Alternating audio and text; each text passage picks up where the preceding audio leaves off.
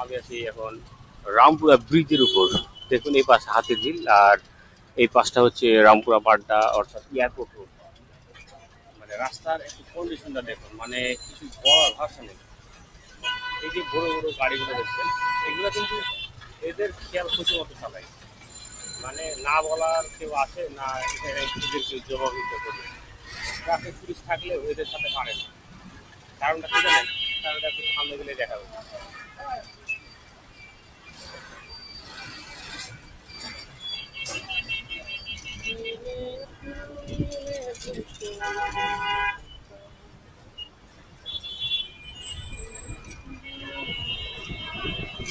এই সকালবেলা মানে এখন মাত্র বাজে ৮টা, এই টাইমে জ্যামের সৃষ্টি হয়েছে বেশি যাবে।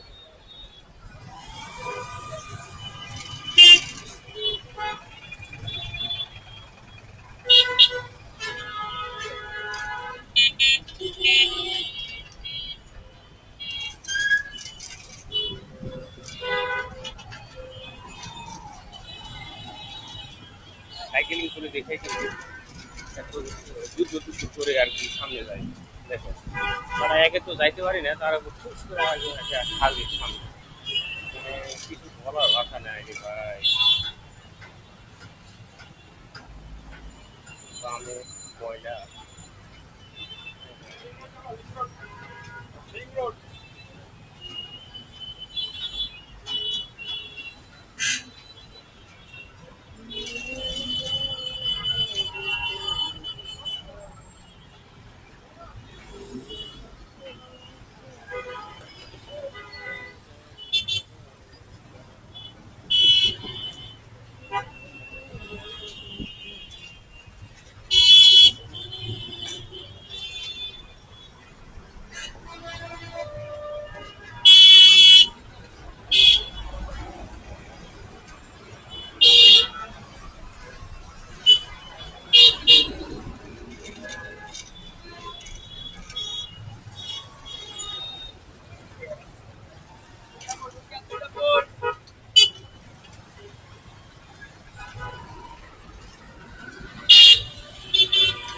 এখানে যে অবস্থা, তাহলে আমি এখন এই মানে কথা বলার ভাষায় হারিয়ে ফেলেছি এরকম একটা অবস্থা।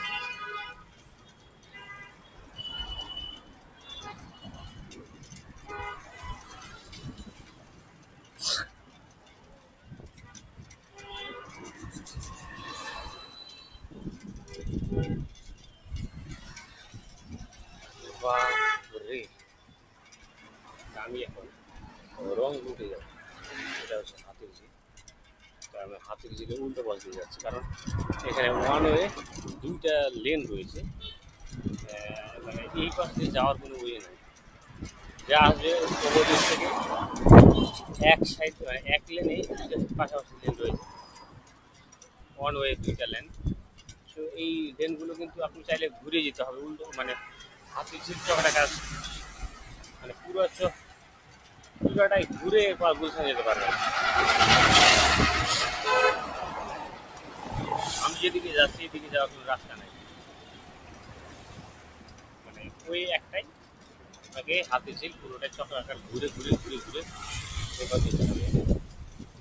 সিস্টেমটা ভালো, কিন্তু গাঁদা করি আমার কাছে মনে হয়। কারণ আমার মতো যারা সাইকেলিং করে, মোটর সাইকেল চালায়, তাদের কিন্তু যাবো ধরেন, যাবো হচ্ছে 1/2 কিলো জায়গা, কিন্তু দেখা যায় ঘুরতে হবে প্রায় 2-3 কিলো। তো এতে করে কি সময়টা নষ্ট হবে নাকি? মানে এটা হচ্ছে যানজট নিরসনের কারণে পরিকল্পনা করে বানানো হয়েছে, যাতে করে যানজটের সৃষ্টি না হয়। কিন্তু তারপরেও আমার কাছে কেন জানি এই জিনিসটা ভালো লাগে না। মানে আমি যাবো অল্প একটু জায়গা, সেখানে জায়গার কোনো ওয়ে নেই, তাই আমাকে উল্টা পথেই যেতে হচ্ছে। দুঃখিত, আমাকে আইন ভঙ্গ করে যেতে হচ্ছে, তো কিছু করার নেই। তো আমি এখন হাতিরঝিলের ওয়ান ওয়ে দুইটা লেন রয়েছে পাশাপাশি, একটা হচ্ছে বাম পাশে, একটা হচ্ছে এইটা। এটা হচ্ছে হাতিরঝিল। বাম দিকে দেখতে পাচ্ছেন হাতিরঝিল, এই হাতিরঝিলের ব্রিজ।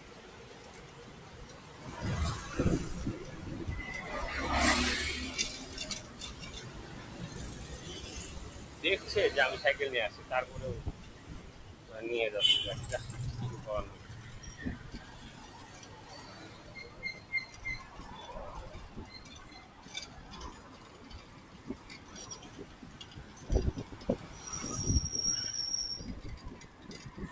তো প্রিয় দর্শক, আমি এখন হাতির ঝিল ধরে গুলশান যাচ্ছি।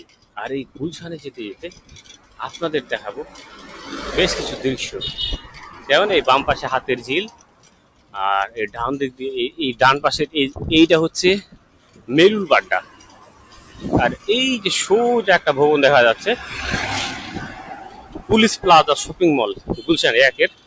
তো আমি এর পাশ দিয়ে বের হয়ে রাস্তার অপোজিটে গিয়ে এরপর গুলশান এক চত্বর হয়ে দুয়ে যাব, এরপর বনানী যাব। তো প্রিয় দর্শক, আসলে এই জায়গাটুকু প্রতিনিয়ত আমার আশা লাগে, সো টাফ এটা আমার জন্য, কিছু করার নেই।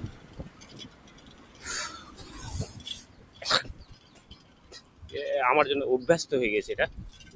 তো যাই হোক, হাঁপিয়ে পড়েছি। এক হাত দিয়ে সাইকেলিং আর এক হাত দিয়ে ক্যামেরা ধরে আসছি। খুব একটা সহজ বিষয় নয়, কারণ প্রায় কতক্ষণ, আধা ঘন্টার উপরে হয়ে গেছে আমি এক হাত ধরেই কিন্তু হ্যান্ডেলিং করছি সাইকেল। মানে এর আগে আমি দেখিয়েছিলাম যে মেরাদিয়া, যে বনশ্রী মেরাদিয়া আছে, সেখান থেকে রামপুরা পর্যন্ত যে মেন রোডটা আছে, এর দৃশ্যগুলো কিছুটা হলেও আপনাদের দেখার চেষ্টা করেছি। আর এখন আমি যাচ্ছি এই পাশটা যে পাহাড়টা, এবং সোজা নাক বরাবর পারে গুলশান। আর এটা হচ্ছে সেই গুলশান লেকের ব্রিজ। ওয়াও, এই দেখুন, চমৎকার না? এটা হচ্ছে গুলশান লেক, আর এই পাশে হচ্ছে হাতির ঝিল, আর এটা হচ্ছে পুলিশ প্লাজা শপিং মল। এখানে পাশাপাশি দুইটা ব্রিজ আছে। সত্যি অসাধারণ একটা জায়গা।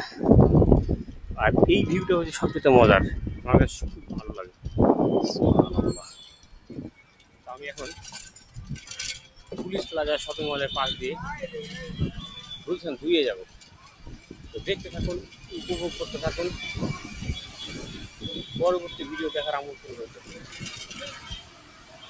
আর আমার চ্যানেলে যদি নতুন থাকেন, একটা ঘ্যাচাং করে সাবস্ক্রাইব করে দিয়ে।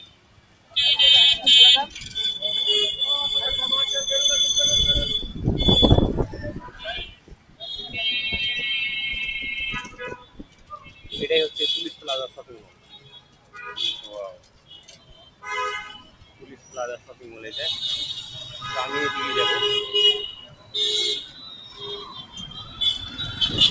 আবার রং রুটে যেতে হবে, আবার ওটা বাসে পার হয়ে এরপর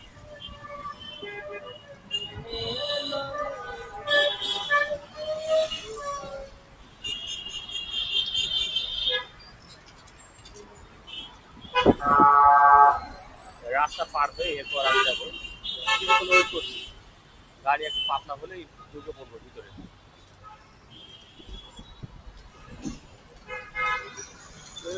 দাঁড়াও দাঁড়াও দাঁড়াও দাঁড়াও।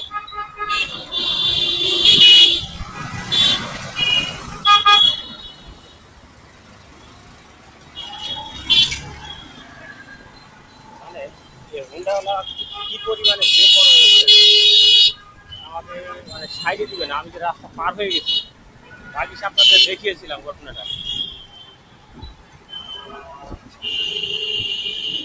মানে আমার উপর দিয়ে যাবে, আমি যে মানুষ একটা, যে তাদের কাছে কোনো বিষয়ই না।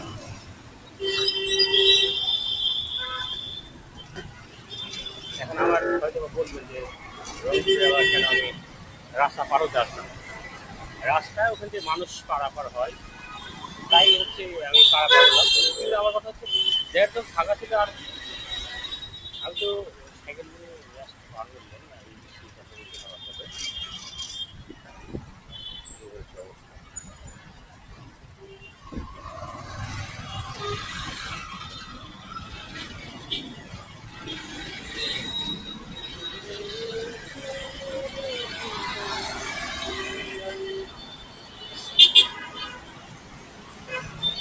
এখন আছি গুলশান এভিনিউ, বাংলাদেশের সবচেয়ে সুন্দর একটা জায়গা, মানে অভিজাত এলাকা। আমি এর আগে দেখিয়েছিলাম যে গুলশান এভিনিউ কীরকম এবং গুলশান কীরকম।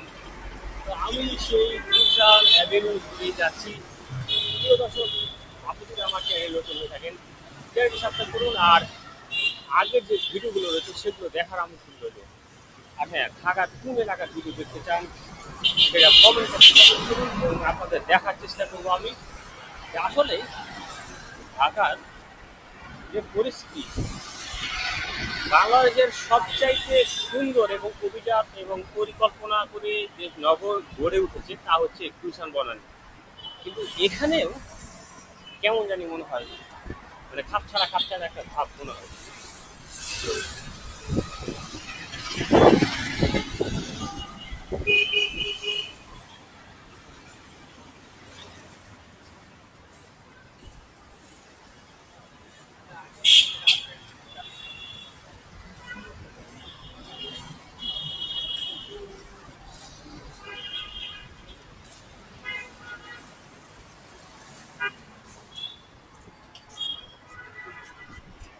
তো আমি এখন গুলশানে চলে আসছি, আর ভিডিওটা অনেকটা বড় হয়ে গেছে, তাই সবাই ভালো থাকবেন।